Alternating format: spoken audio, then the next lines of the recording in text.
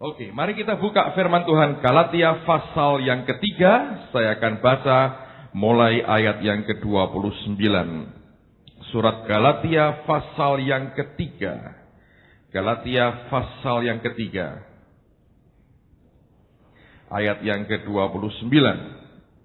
Siapa yang percaya bahwa kita punya Tuhan yang luar biasa? Amen, saudaraku. Saya bersyukur bahwa kita hidup dalam zaman anugerah. Dan saya berdoa semua kita bisa menikmati akan kebaikan Tuhan ini. Galatia 3, lihat pada ayat 29, dan saya teruskan pada pasal 4, ayat yang pertama sampai dengan ayat yang ketiga. Dan jikalau kamu adalah milik Kristus, maka kamu juga adalah keturunan Abraham dan berhak menerima janji Allah. Yang dimaksud ialah, selama seorang ahli waris belum akil balik, sedikitpun ia tidak berbeda dengan seorang hamba. Sungguh pun ia adalah tuan dari segala sesuatu.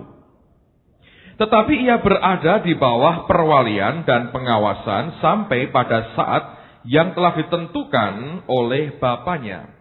Demikian pula kita selama kita belum akil balik, kita takluk juga kepada roh-roh dunia. Nah, Alkitab memberikan gambaran kepada kita, memberikan janji kepada kita dengan sangat jelas, bahwa ada begitu banyak sebetulnya kekayaan rohani yang Allah ingin berikan kepada kita. Kalau Anda baca dari kisahnya Abraham, dia diberkati dengan begitu banyak janji yang luar biasa, dan hebatnya janji itu bukan hanya untuk Abraham, tapi juga berlaku bagi kita yang adalah milik daripada Kristus Yesus.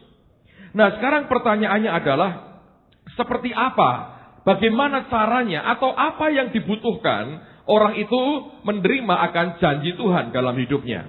Bagaimana caranya, atau apa yang diperlukan? Syaratnya apa supaya warisan rohani itu bisa kita dapatkan dalam kehidupan kita? Sebab kalau kita tidak mendapatkannya, untuk apa kita mempelajari hidup dari orang yang pernah hidup pada masa lampau? Apa kaitan Abraham, Ishak, Yakub dengan kita hari ini? Gak ada, saudara. Sama sekali secara manusia tidak pernah kita kenal. Fotonya aja gak tahu kita seperti apa bentuknya. Lalu kita baca story-nya, apa gunanya? Ternyata gunanya adalah karena apa yang mereka pernah dapatkan dari Tuhan, janji yang mereka dapatkan dari Tuhan itu berguna juga buat kita dan bisa turun dalam kehidupan kita. Contoh ini. Kami ini kita tergabung dalam Sinode JKI. Tahun 80 sekian berdiri. Sejak berdiri terjadi beberapa kali perubahan anggaran dasar oleh karena peraturan pemerintah yang ada. Tahukah saudara, setiap kali seperti kayak minggu lalu ini kita baru tanda tangan jual beli untuk pembelian Holy Stadium, ya toh? Itu kan pakai nama gereja. Itu mesti melampirkan semua anggaran JKI dari yang pertama itu. Ditelusur dari awalnya. Perubahannya karena apa? Bagaimana prosesnya? Itu orang mesti kembali ke belakang, ke cikal bakal awalnya. Tidak bisa kita hanya pakai surat yang ada sekarang ini. Ditelusur beberapa surat sebelumnya. Nah, mengapa kita perlu kembali ke belakang? Karena yang di belakang itu menentukan hak kita pada hari ini. Demikian juga waktu kita baca firman, apa yang kita pernah dengarkan di perjanjian lama dan perjanjian baru yang sudah ribuan tahun yang lalu, apa gunanya buat kita? Gunanya adalah karena itu berguna atau ada kaitan dengan apa yang kita bisa nikmati dari Tuhan pada hari ini. Nah, Alkitab menjanjikan adanya warisan kekayaan rohani yang luar biasa yang Tuhan mau berikan buat kita. Bicara soal warisan, saudara, saya pikir ada dua orang yang di Alkitab di perjanjian lama khususnya, yang memberikan teladan buat kita, bahwa mereka ini orang yang sanggup terima warisan rohani yang luar biasa. Yang pertama, ketika Musa mewariskan apa yang dia punya kepada siapa? Yosua. Lalu yang kedua, ketika orang bernama Elia mewariskan hal rohaninya kepada Elisa. Dan tidak kebetulan menurut saya, kalau Anda baca di Alkitab, di Gunung Tabor, ketika Yesus bertemu dengan, atau dimuliakan Tuhan sebelum dia mati, Dia bawa 3 muridnya, Petrus, Yohanes, dan Yakobus, di atas gunung Tabor itu, saudara. Ketika Yesus menampakkan diri di depan ketiga muridnya dalam kemuliaannya, dia bertemu dengan 2 orang ini, Musa dan Elia. Nah, ini akan terus muncul dalam hidup kita sebetulnya, karena sebenarnya mereka memberikan teladan. Bagaimana sesuatu yang di masa lampau mereka nikmati, kemudian diturunkan kepada generasi berikutnya.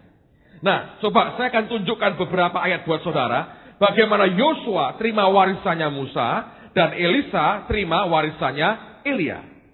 Kita lihat bagian demi bagian. Coba dilihat sama-sama. Bilangan pasal yang ke-27. Kitab Bilangan pasal yang ke-27. Bilangan pasal 27. Lihat pada ayat yang ke-18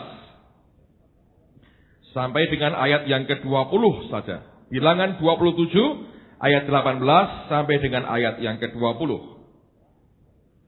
Alkitab mengatakan, lalu Tuhan berfirman kepada Musa, ambillah Yosua bin Nun, seorang yang penuh roh, letakkanlah tanganmu atasnya. Suruhlah ia berdiri di depan Imam Eleazar dan di depan segenap umat. Lalu perhatikan, berikanlah kepadanya perintahmu di depan mata mereka itu. Dan perhatikan, berilah dia sebagian dari kewibawaanmu supaya segenap umat Israel mendengarkan dia. Aneh.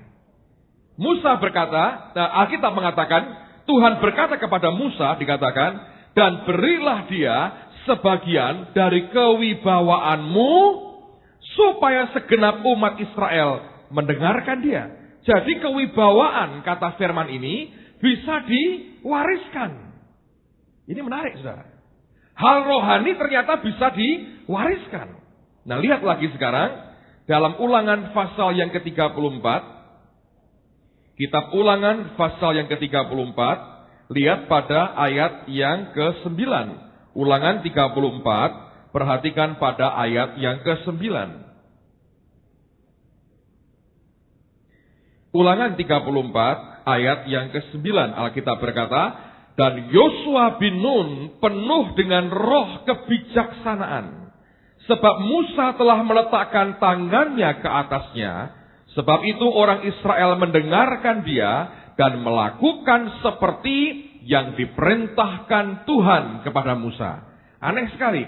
Musa hanya meletakkan tangan, maka Yosua bin Nun dikatakan penuh dengan roh kebijaksanaan. Dari mana asalnya? Rupanya itu warisan yang Musa berikan kepadanya. Amen, saudara. Sekarang lihat Elisa. 2 Raja-Raja pasal yang kedua. 2 Raja-Raja pasal 2. Perhatikan pada ayat yang ke-9 sampai dengan ayat yang ke-15. Di rumah tolong Anda baca dari ayat pertama karena menarik sekali. Tapi oleh karena waktu saya akan batasi. Lihat pada pasal 2, 2 Raja-Raja pasal 2, ayat 9 sampai dengan ayat yang ke-15. Alkitab berkata, dan sesudah mereka sampai di seberang, berkatalah Elia kepada Elisa, mintalah apa yang hendak kulakukan kepadamu, sebelum aku terangkat daripadamu. Jawab Elisa, biarlah kiranya aku mendapat 2 bagian dari rohmu.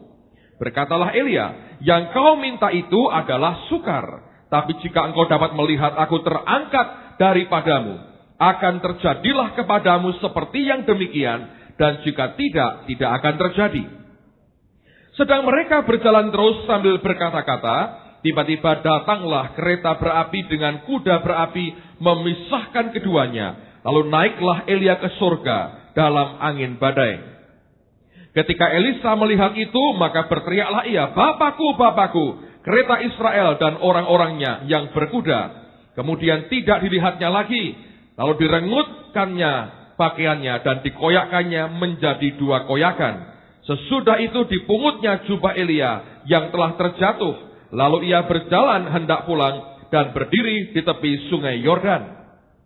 Ia mengambil jubah Elia yang telah terjatuh itu, dipukulkannya ke atas air itu sambil berseru, di manakah Tuhan Allah Elia? Ia memukul air itu, lalu terbagi ke sebelah sini dan ke sebelah sana. Maka menyeberanglah Elisa.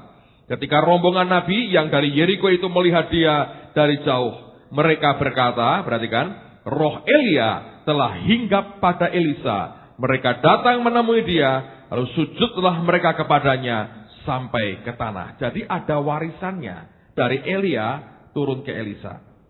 Kenapa saya mau Anda belajar soal ini, saudara? Ini ada hal yang saya mungkin perlu sampaikan di depan. Tahun ini, kalau Tuhan kehendaki dan tidak ada perubahan mendasar, sebetulnya saudara mesti jadi orang kuat. Kenapa? Tuhan ini gracious dengan kita, murah hati dengan kita. Peter Youngren datang ke Semarang. Saya beritahu saudara ya, seharusnya juga ke Surabaya. Batal. Harusnya ke Jakarta. Batal. Bandung ini masih begini. Jadi luar biasa. Anda terima itu yang luar biasa. Nanti bulan September, karena 2-3 hari lalu saya baru telepon ke Texas. Sudah lama tidak dengar suaranya Brother John, itu kurang enak di telinga dan di kelimpahan kita. Jadi saya perlu telepon, beliau sakit saudara. Jadi perlu rest sekian bulan. Saya telepon ingin tahu keadaannya. Sebab saya pernah sampaikan, saya pernah sampaikan atau saya lupa nyampaikan. Bulan lalu istrinya Patrick Ondri meninggal dunia. Dan kita gereja sudah kirim bunga. Caranya gimana Pak? Supaya tidak layu. Ya ada caranya. Beli bunga di Amerika, suruh mereka kirim atas nama kita. Tentu begitu ya. Jangan beli di Kalisari, di kapal ke sana ya sudah gosok semua. So, kita sudah kirim. Tapi saya coba telepon beliau dan tidak ketemu langsung. Tapi Brother John saya ketemu. Dan kemudian dia senang sekali. Dia bilang, waduh aku baru mau telepon kamu. Jadi kalau tidak ada perubahan, September akhir, Sabtu Minggu dia akan kembali di tengah-tengah kita. Beberapa orang, ini jemaat ini aneh saudara. Kalau dengar Brother John mau datang, nabung. Serius. Why? Sebab mereka ngerti, ini orang dipakai Tuhan. Dalam hal keuangan. Nah kebanyakan orang Kristen itu begini, mendua. Bias sekali. Butuh duit sangat. Susah bayar. Kerja keras. Tapi begitu diajak ngomong duit dari Alkitab, alerginya keluar, gatal semua, ketombenya keluar semua, saudara. Kenapa? Sebab itu struggle di dalam. Kalau Anda bisa merdeka, Anda diberkati. Ya. Setelah Brother John selesai, itu nanti ada Charles Niman minggu berikutnya di tengah kita. Dan kalau tidak ada perubahan, setelah Charles Niman selesai, Morris Cerullo mau datang, saudara. Luar biasa. Kalau Tuhan kehendaki. Saya sudah ngomong sama ini kok direktur crusade-nya Don Mandel. Dan mungkin akan dibuat KKR beberapa hari. Mungkin, saya nggak tahu. Tapi lagi diatur ini. Tapi itu berdekatan. Tapi kalau mereka terus pulang, Anda dapat apa? Kecuali kau belajar, perkara rohani bisa diwariskan. Agustus tanggal 17 atau 15, 16, 17, Bill Wilson akan datang di kita. Dia baru ditembak di New York. Hampir mati. Saya pernah ceritakan, dia sempat menghindar demi meledak kena pipinya. Sudah lewat beberapa kali operasi, tapi saya beritahu Raymond tetap hidup dia. Karena nyawanya rangkap 35, saya nggak tahu. Nggak bisa mati-mati, itu sudah berapa kali. Dan itu yang paling buruk dia alami. Tapi tetap dia mau datang ke Semarang, dan Anda akan lihat, I think akan sangat menarik kita mendengar bagaimana orang memberikan hidupnya sebegitu rupa buat Tuhan. Tapi ketika mereka pulang, Anda dapat apa? Oh, senang aja Pak. Ya, Anda senang. Coba Anda terjemahkan Morris Cerullo sekali aja. Itu sakit perutnya seharian, saudara. Saya terjemahkan banyak orang. Paling susah. Itu ada dengan Peter Youngren lebih bebas ya, tapi dengan beliau itu ada jaraknya, harus sekian. Setiap orang punya gaya masing-masing. Dan biar itu kan karunia Tuhan yang berbeda-beda, saudara. Cuma saya beritahu saudara, demi kasih Tuhan. Untuk apa? Kalau Anda terima semua yang begitu baik dari orang lain, Anda berkata, oh bagus ya. Setelah pulang, nothing, nggak ada apa-apa. Ruginya. Saya beritahu ya, bahwa ada warisan rohani. Nah, pertanyaannya sekarang, mengapa orang ini bisa dapat? Mengapa orang ini bisa dapat? Kenapa dia warisi yang dari Musa, dan dia warisi yang dari Elia? Kalau Anda lihat di Alkitab, kedua orang ini punya satu ciri yang sama. Dan itu muncul ketika awal-awal sekali nama mereka ditulis dalam Alkitab secara nyata. Nah, mari kita lihat. Kapan Yosua pertama kali muncul? Lihat Keluaran pasal yang ke-17. Keluaran pasal 17. Keluaran 17. Lihat pada ayat yang ke-8 sampai dengan ayat yang ke-16. Ini nama Yosua pertama kali muncul. Keluaran 17 ayat yang ke-8 sampai 16. Alkitab berkata, lalu datanglah orang Amalek dan berperang melawan orang Israel di Refidim. Musa berkata kepada Yosua, pilihlah orang-orang bagi kita, lalu keluarlah berperang melawan orang Amalek. Besok aku akan berdiri di puncak bukit itu dengan memegang tongkat Allah di tanganku. Lalu Yosua melakukan seperti yang dikatakan Musa kepadanya dan berperang melawan orang Amalek. Tapi Musa, Harun dan Hur telah naik ke puncak bukit. Dan terjadilah apabila Musa mengangkat tangannya, lebih kuatlah Israel. Tapi apabila ia menurunkan tangannya, lebih kuatlah Amalek. Maka penatlah tangan Musa, sebab itu mereka mengambil sebuah batu, diletakkannya di bawahnya supaya ia duduk di atasnya. Harun dan Hur menopang kedua belah tangannya, seorang di sisi yang satu, seorang di sisi yang lain, sehingga tangannya tidak bergerak sampai matahari terbenam. Demikianlah Yosua mengalahkan orang Amalek dan rakyatnya dengan mata pedang. Kemudian berfirmanlah Tuhan kepada Musa, tuliskanlah semuanya ini dalam sebuah kitab sebagai tanda peringatan. Dan ingatkanlah ke telinga Yosua bahwa aku akan menghapuskan sama sekali ingatan kepada Amalek dari kolong langit. Lalu Musa mendirikan sebuah mezbah dan menamainya Tuhanlah panji-panjiku. Ia berkata, tangan di atas panji-panji Tuhan. Tuhan berperang melawan orang Amalek turun-temurun. Nah, perhatikan. Pertama kali nama Yosua muncul, dikenal sebagai seorang warrior. Seorang pejuang, seorang fighter. Dia dikenal karena dia muncul dengan pedang di tangannya. Ketika nama Yosua muncul pertama di Alkitab, maka nama itu berkaitan dengan pedang di tangannya. Dia seorang warrior, dia seorang pejuang, dia seorang prajurit, dia seorang tentara, dia orang yang suka fight, dia seorang fighter. Elia bagaimana? Banyak orang berkata, well Pak Elia berbeda. Kan muncul pertama ketika dia sedang membajak akan tanah atau ladangnya. Salah. Sebelum dikatakan dia membajak tanahnya, lihat apa yang Alkitab katakan. Coba dibuka 1 Raja-Raja pasal 19. 1 Raja-Raja pasal yang ke-19. Oke, lihat pada ayat yang ke-15. Ini sebelum Elisa dipanggil, saudara. Karena di ayat 19-nya baru Elisa terpanggil. Tapi ini sebelum Elia ketemu Elisa. Lihat mulai ayat 15. 1 Raja-Raja 19 ayat 15. Firman Tuhan kepadanya, pergilah, kembalilah ke jalanmu, melalui padang gurun ke Damsyik. Dan setelah engkau sampai, engkau harus mengurapi Hazael menjadi raja atas Aram. Juga Yehu cucu Nimsi haruslah kau urapi menjadi raja atas Israel. Dan perhatikan, Elisa bin Safat dari Abel Mehola harus kau urapi menjadi nabi menggantikan engkau. Maka perhatikan ini, siapa yang terluput dari pedang Hazael akan dibunuh oleh Yehu, dan siapa yang terluput dari pedang Yehu akan dibunuh oleh siapa? Elisa. Jadi dia muncul pertama di mata Tuhan, dia seorang warrior. Dia mengeksekusi dengan pedangnya. Sama dengan yang dibuat oleh Joshua. Jadi kedua orang ini sebetulnya adalah fighter. Dalam kehidupan kita, kecuali engkau punya hati seorang fighter, engkau punya hati seorang pejuang, engkau punya hati seorang warrior, engkau punya hati yang tidak gampang nyerah dengan keadaan. Anda fight ngadepin dagingmu.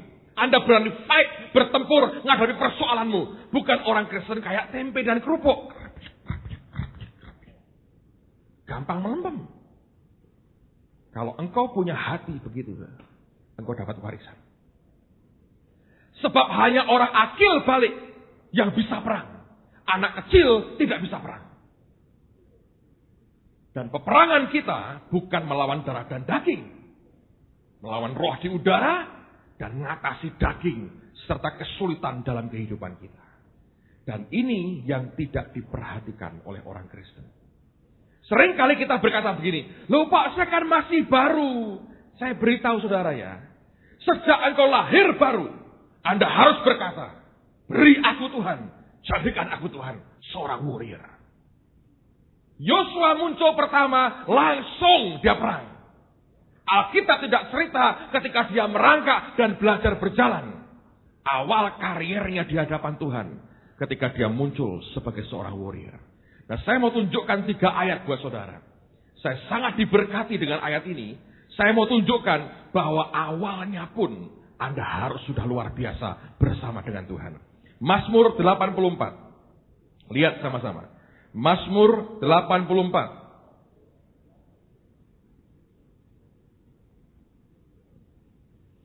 Ayat 6 sampai dengan ayat yang ke-8. Mazmur 84 ayat 6 sampai dengan ayat yang ke-8. Lihat sama-sama. Khususnya nanti perhatikan pada ayat yang ke-8. Alkitab berkata, "Berbahagialah manusia yang kekuatannya di dalam Engkau, yang berhasrat mengadakan ziarah. Apabila melintasi lembah Baka, mereka membuatnya menjadi tempat yang bermata air. Bahkan hujan pada awal musim menyelubunginya dengan berkat." Perhatikan ini. Orang yang kekuatannya dalam Tuhan. Ayat 8 berkata, mereka berjalan, apa saudara? Makin lama, makin kuat, hendak menghadap Allah di Sion. Bahasa Inggrisnya bagus. From strength to strength. Dari satu kekuatan kepada kekuatan berikutnya. Alkitab tidak berkata from weakness to strength. Dari kelemahan kepada kekuatan. Alkitab berkata from strength to strength. Dari awalnya harus mulainya kuat. Nggak bisa Pak. Daging kita nggak bisa. Tapi kalau kekuatanmu dalam Tuhan, bisa. Dan ini yang dibutuhkan. Anda tidak gampang nyerah dengan keadaan. Fight terus. Dengan Tuhan nyerah. Dengan keadaan dia tidak pernah mau menyerah. Orang yang nyerah dengan Tuhan tidak akan menyerah dengan keadaan. Orang yang menyerah dengan Tuhan tidak akan menyerah dengan kemiskinan. Orang yang menyerah dengan Tuhan tidak akan menyerah dengan penyakit. Orang yang menyerah dengan Tuhan tidak akan menyerah dengan keadaan sekitar kita. Dia fight, dia bertempur sampai dia menang. From strength to strength. Nah, ini mental begini Anda punya tidak? Lihat lagi sekarang. 2 Korintus 3. Roma pasal pertama. Supaya urut. Roma pasal yang pertama. Ayat 16 dan ayat yang ke-17. Roma pasal yang pertama. Ayat 16 dan ayat yang ke-17. Lihat apa yang firman katakan. Roma 1, 16-17. Sebab aku mempunyai keyakinan yang kokoh dalam Injil. Karena Injil adalah kekuatan Allah yang menyelamatkan setiap orang yang percaya. Pertama-tama orang Yahudi, tapi juga orang Yunani. Perhatikan. Sebab di dalamnya, dalam Injil, dalam firman, nyata kebenaran Allah yang bertolak dari iman dan memimpin kepada iman. Seperti ada tertulis, orang benar akan hidup oleh iman. From faith to faith. Dari iman kepada iman. Tidak pernah dikatakan from unbelief to faith. Enggak dikatakan dari tidak percaya kepada iman. Enggak. Dalam Tuhan itu dari iman kepada iman. From faith to faith. From strength to strength. Dari kekuatan kepada kekuatan berikutnya. Dari iman menuju kepada iman. 2 Korintus pasal 3 menegaskan luar biasa buat kita. 2 Korintus pasal 3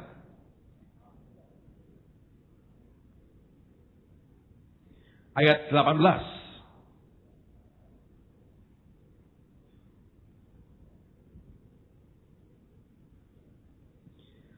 Dan kita semua mencerminkan kemuliaan Tuhan dengan muka yang tidak berselubung. Dan karena kemuliaan itu datangnya dari Tuhan yang adalah roh, maka kita diubah menjadi serupa dengan gambarnya dalam kemuliaan yang apa? Semakin besar. Bahasa Inggrisnya from glory to glory. Lihat.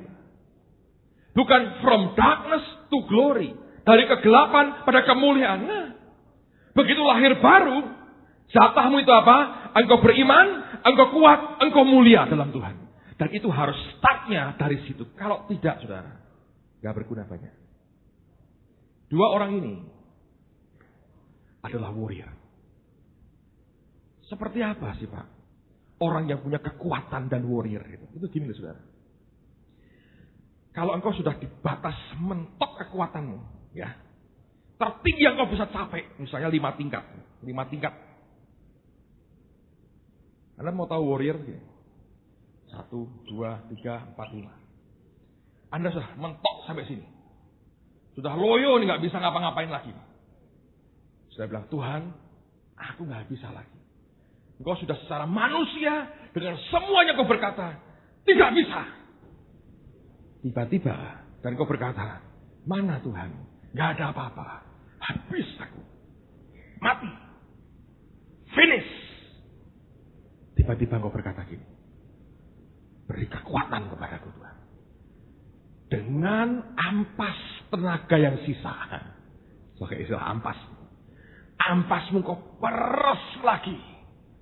Sampai orang berkata, Pak, sudah hampir gak ada rasanya ini. Ampas. Gak apa-apa. Peres lagi terakhir. Lalu kau merangkak lagi. Dan tiba-tiba kau lihat kemuliaan Tuhan. Itu warrior. Sebagian lihat ini. Wah, terlalu tinggi ya. Semulai. Percuma.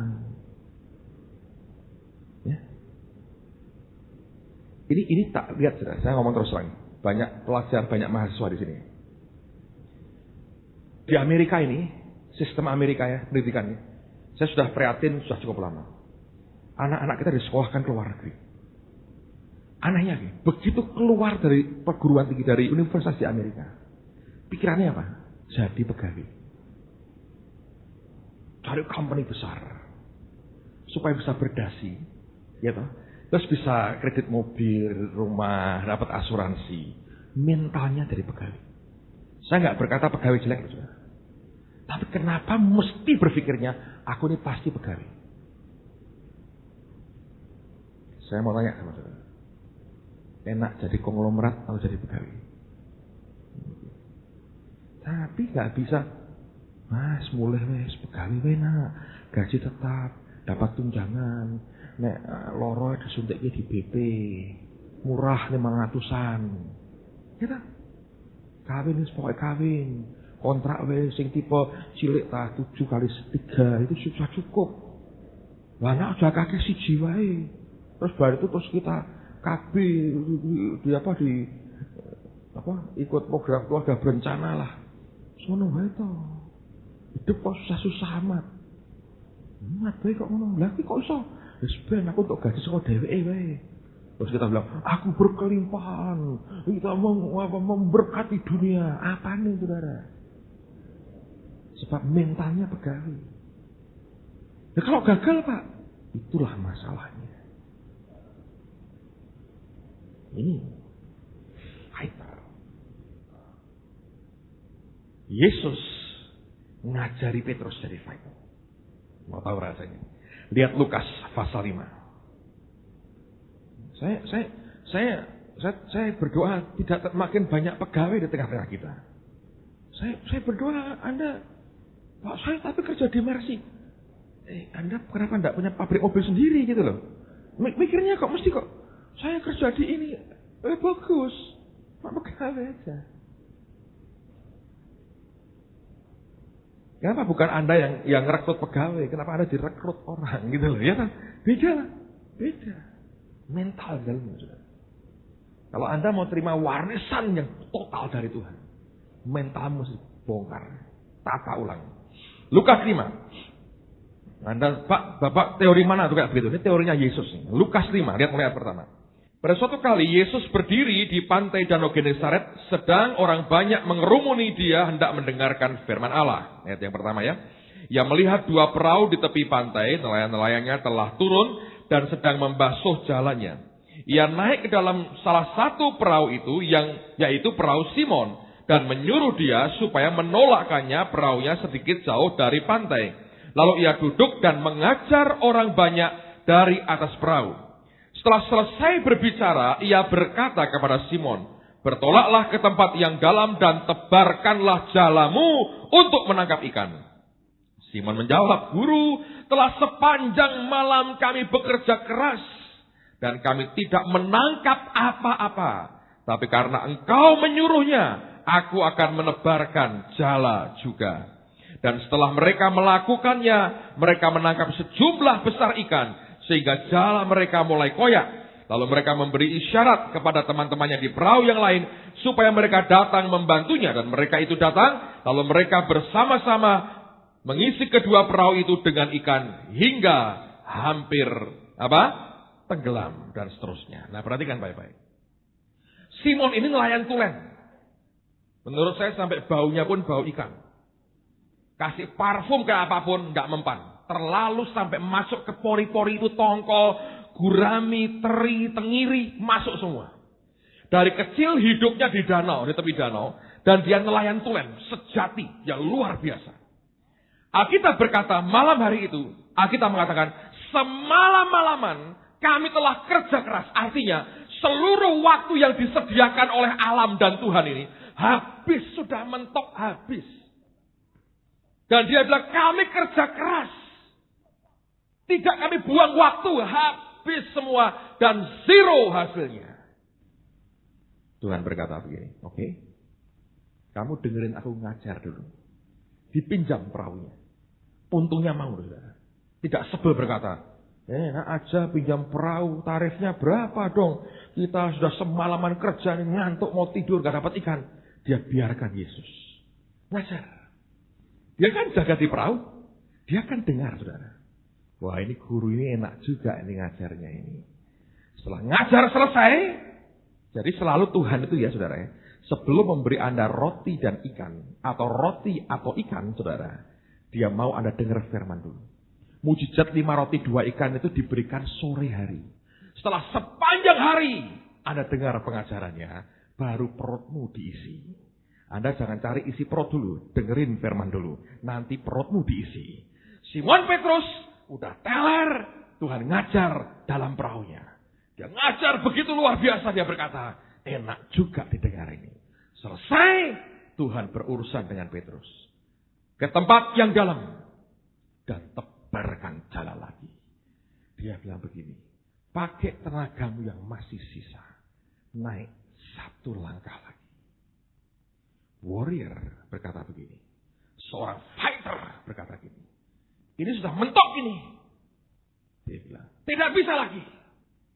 Dengan sisa ampas tenaganya. Dia peras lagi. Dia berkata, 1 langkah lagi. Setelah ini aku mati. Dan Anda tidak akan mati. Amen. Begitu 1 langkah lagi. Tiba-tiba hidupmu berubah. Yang dari Tuhan diberi. Sebab yang dari Allah itu mulia. Dan tidak pernah Alkitab mengatakan, jangan berikan mutiara pada babi. Artinya jangan beri yang precious, yang berharga kepada mereka yang tidak layak menerimanya. Engkau mesti berkata, jadikan aku warrior Tuhan. Mentalnya itu gak gampang. Ya, Bapak ngomong tok enak. Memang ngomong itu enak, saudara. Tapi saya mau cerita sebagian hidup saya. Saya nggak tahu teman-teman radio mengerti tidak gejolaknya di hati saya. Saya harap dengan ini mereka mengerti. Dan I think mereka ngerti. Kali pertama saya buat doa kesembuhan ilahi di radio, saudara. Ya, itu fantastis sekali. Tuhan itu baik. Tuhan itu selalu gini. Kalau pertamanya dia kasih yang enak buat kita. Supaya kita berkata, ya Tuhan, aku mau terus dah. Kalau pertamanya langsung pahit dan membuat kita sakit perut, kita akan bilang, wah enggak lagi lah. Tapi biasanya dia berkata, dia manis. Dia bilang, Oke, aku beri kamu mencicipi sedikit ini. Hari pertama dahsyat. Belum sampai saya mulai siaran, orang-orang sudah kirim kabar, sembuh. Luar biasa. Lalu, kali yang keberapa ya? Kedua atau ketiga ya? Aku lupa, kedua atau ketiga. Ini yang terjadi, saudara. Dari jam 5 sampai jam 6, tidak ada satupun orang yang telepon. Itu sudah disiapkan toh, saudara. Bahkan kalau Anda percaya, memang saya minta begitu. Kalau Anda percaya, Anda tidak usah tunggu manusia. Maksud saya, kalau sudah pada sembuh dulu kan, saya lebih lega, masuk dengan lebih tenang, gitu ya toh. Loh, Yesus yang kerja. Memang Yesus yang kerja, saya nggak ngapa-ngapain, saudara. Tapi nanti 2 minggu lagi Anda akan lihat format berbeda nih, akan luar biasa. Tapi 1 jam pertama, nothing happen. Nggak terjadi apa-apa. Beberapa teman di rumah, di mobilnya, mulai panik. Sebab kalau Anda mau coba boleh sih. Silahkan doa di radio. Kalau Tuhan tidak kerja, 2 jam betul-betul tidak ada orang sembuh. Batuk hilang pun tidak ada. Benar. Itu beratnya apa? Karena Anda yang pertama sudah boom kayak begitu. Orang berharap mendengar kesaksian, kesembuhan. Ya kalau ada yang sembuh. Kalau tidak ada, Anda mau ngomong apa? SMS ke kami saudara. Orang no.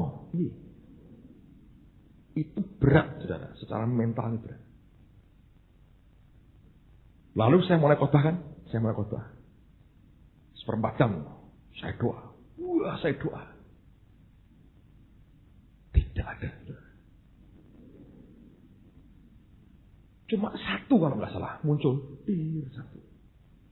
Nah ini saya cerita ini apa adanya. Semua orang bermaksud baik. Tapi sebetulnya problem utama kita ini di mana? Di mental kita sendiri. Saya duduk di studio, saudara. Saya duduk. Dan saya tuh selalu mata saya keluar. Kenapa? Karena yang terima telepon kan di luar. Gitu? Yang terima SMS di luar. Jadi siapapun yang masuk ke studio, saya sangat berharap bawa lembaran kertas. Isinya apa? Kesaksian orang sembuh. Karena hari itu sudah hampir 6:30, cuman 1 kertas masuk. Nah saya belum bisa bacakan karena kalau saya bacakan ketahuan cuma siji sing mari, lah kan repot. Ayo. Saya ngomong pada Anda ini mental. Di situ Anda mau nangis mau apa, tulis terlambat. Jam 8 nanti baru boleh selesai. Dan teman-teman Rema itu baik, saudara. Tapi hari itu jeritan saya bukan apa yang mereka bawa. Saya beritahu kebaikan hati mereka. Saya keluar, masuk 1 orang. Bukan 2 pintu, double pintunya kan. Buka bedek, wah ini dia. Begitu masuk, des. Bawa kopi. Saya pengen lihat kertas putih, nggak lihat kopi yang datang. Pak kopinya, saya bilang terima kasih. Nah, lama ini saya bilang, aku nggak expect kamu kopi. Aku perlu, tapi kan mereka nggak bisa buat toh. Misalnya buat surat palsu, ya, atau kertas kosongan juga lucu juga. Kopi yang datang kopi. Sudah ya, memang aku perlu kopi biar rak turu, tapi tidak boleh turu aku. Hampir setengah jam. Tidak terjadi apa-apa. Saya beritahu Lisa, TP diputar lagi. Siapa tahu lagi mencoba mereka. Ya saudara, tapi itu mental. Begitu lagi kopi minum, saya kaget lihat keluar lagi. 1 orang lagi masuk lagi. Das. Bawa apa? Gorengan. Iya.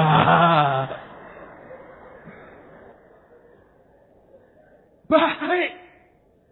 Dan saya minta teruskan itu ya, jangan berhenti Rema. Saya perlu kopimu, perlu gorenganmu itu. Tapi saya mau cerita pada saudara, ini hanya pergulatan saya ini. Anda ngerti maksud saya? Gorengan. Ada resoles, ada segala macam. Oh kalau Anda siaran di Rema, saya beritahu Anda masuk kurus keluar gemuk saudara. Di feeding terus. Saya nggak tahu kecuali Panglipuran mungkin sepi Pak air putih itu. Kurang puasa ini penyiaran Pak Marso ini. Jadi gorengan. Ya wis gorengan. Ya gorengan saudara, masa begitu? Orang butuh kesembuhan. Dan 1 menit seperti 10 jam rasanya. Nunggu kertas putih ini loh saudara. Untuk orang bisa datang dan nulis bersaksi. Dan saudara kan tidak bisa setiap kali dibacakan. Anda mesti pilihin sesuatu yang real gitu ya. Kalau puji Tuhan, batuk saya hilang. Orang bilang watuk ya diurusi kan begitu kan orang. Jadi kita mesti cari dong yang benjolan hilang, stroke berjalan. Itu rada enak gitu dengernya ya toh. Kayak kemarin tuh bisu tuli, itu kan rada kepenak. Kalau bukannya kalau Anda watuk jangan tidak kirim ke kami, tolong kirimi tetap saudara, karena itu minimal kalau Anda sembuh Anda tidak terkena SARS sebetulnya ya. Tolong sehingga Anda tidak takut dengan itu. Tapi ini yang terjadi. Dan benar saudara. Masuk lagi. Bawa kertas betul. Saya baca. Tolong doakan saya Pak, saya masih sakit. Waduh, saya nggak perlu ini Tuhan, ini minta dukungan doa. Saya perlu healing yang nyata. Boom. Coba sekali-kali duduk di tempat saya dah saudara.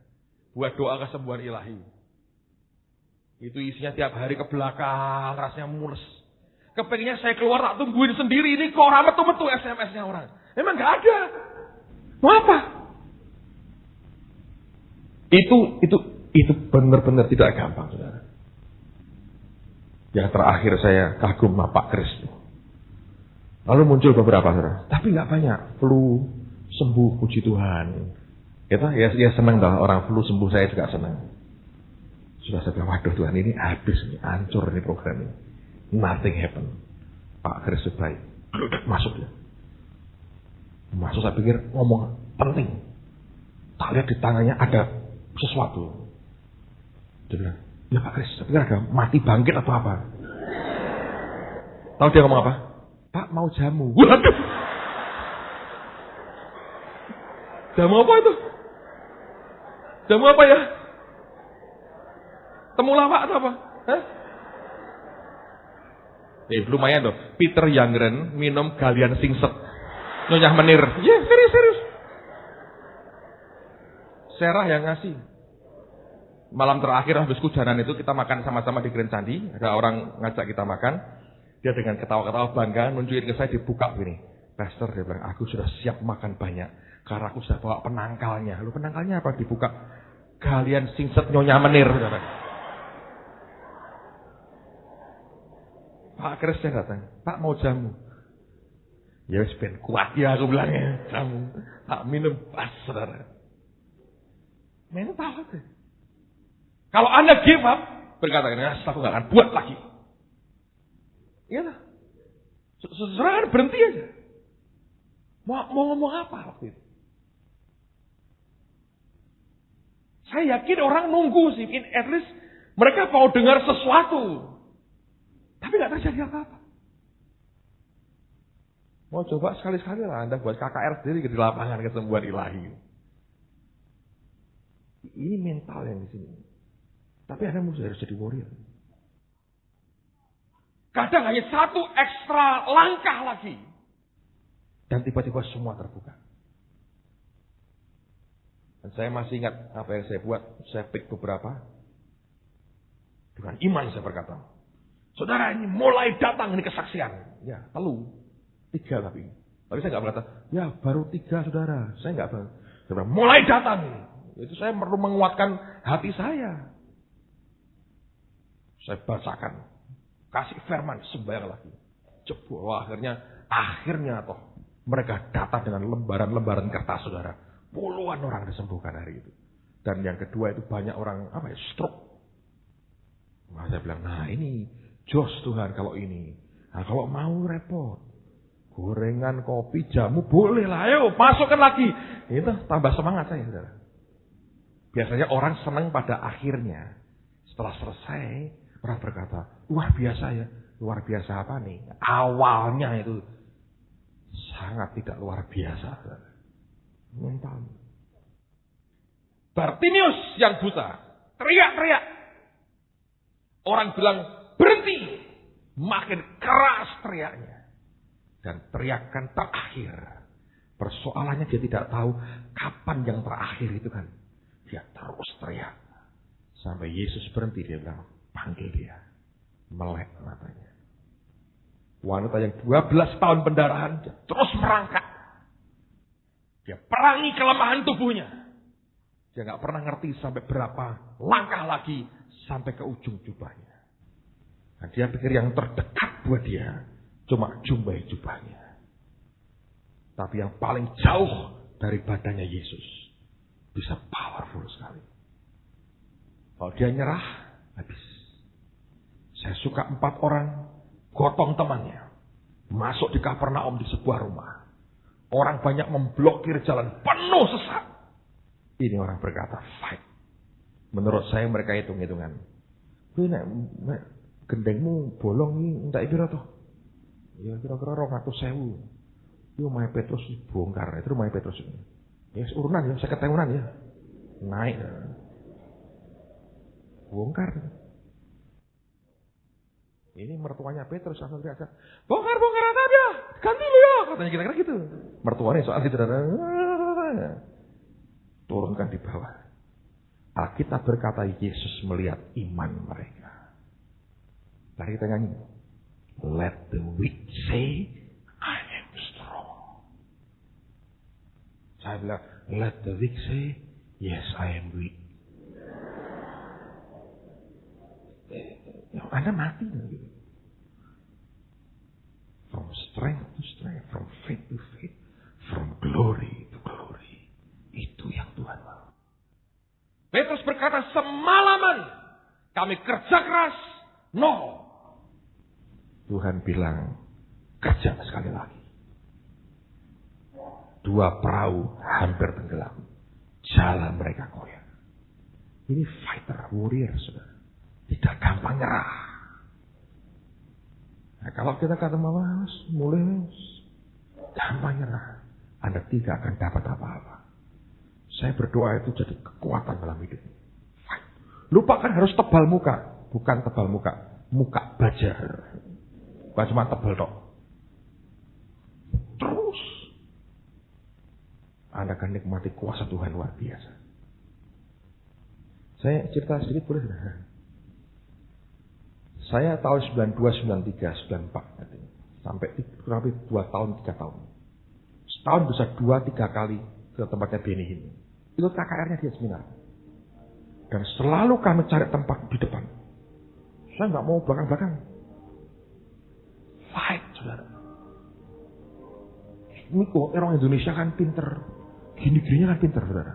Kita ilmu gini-gininya kan pinter, saudara. Anda tahu kalau kami pergi sana, itu omnya Bu Yuni, tantenya, di LA, kita suruh masain.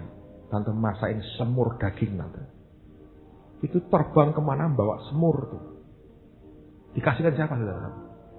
Itu kasihkan panitia yang bagian ngatur kursi. Kamu perlu makanan Indonesia, nginep di hotel yang sama, kayak semur. Dia makan enak, wah ketawa-ketawa tuh. Nanti kalau ke ikut aku ya. Ya. Masuk tak gawa notasi itu sudah. Nah, kok gitu Pak? Ya ben. Daripada Anda dari semalaman di luar Anda ngantri, dapatnya paling ujung, saya mau depan. Modalnya cuma semur daging sudah. Sama gawa notasi. Duduk depan. Terakhir sekali kasih di panggung. Modalnya cuma semur daging sudah.